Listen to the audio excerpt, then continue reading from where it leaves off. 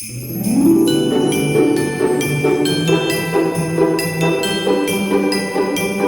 et bienvenue dans ce 12e vlogmas du calendrier de l'Avent de la ressourcerie.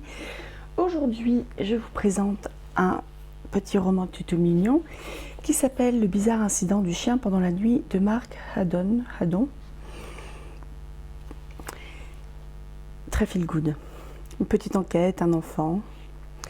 Qui a tué Wellington, le grand caniche noir de Madame Shears, la voisine? Christopher Boone, 15 ans, 3 mois et 2 jours, décide de mener l'enquête. Christopher aime les listes, les plans, la vérité. Il comprend les mathématiques et la théorie de la relativité. Mais Christopher ne s'est jamais aventuré plus loin que le bout de la rue.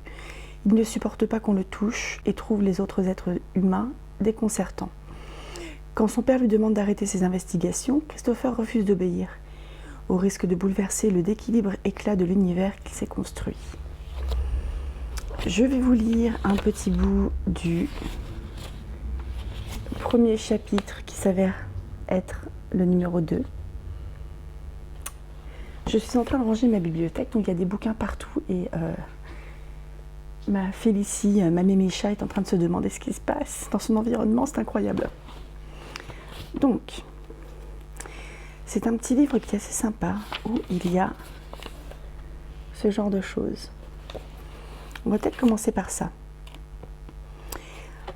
On commence par le 3. Je m'appelle Christopher John Francis Boone. Je connais tous les pays du monde avec leur capitale et tous les nombres premiers jusqu'à 7507. Quand j'ai rencontré Siobhan pour la première fois, elle m'a montré ce dessin.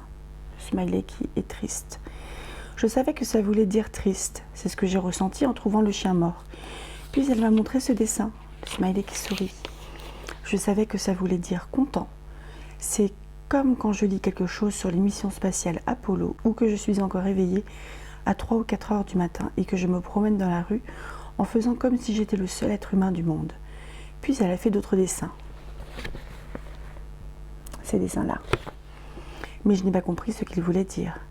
J'ai demandé à Siobhan de dessiner tout plein de visages comme ça, puis de noter leur signification précise à côté.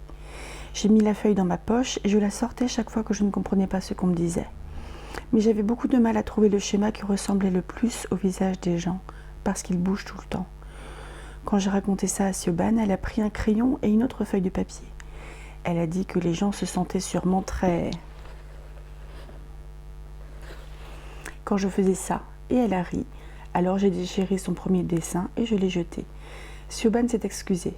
Maintenant, quand je ne comprends pas ce que quelqu'un dit, je le lui demande ou bien je m'en vais.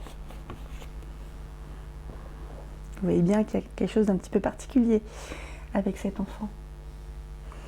Je regarde si ma mémécha ne fait pas de bêtises. Je vais vous la présenter, tiens, dans le 13e vlog. À demain et passez une bonne journée.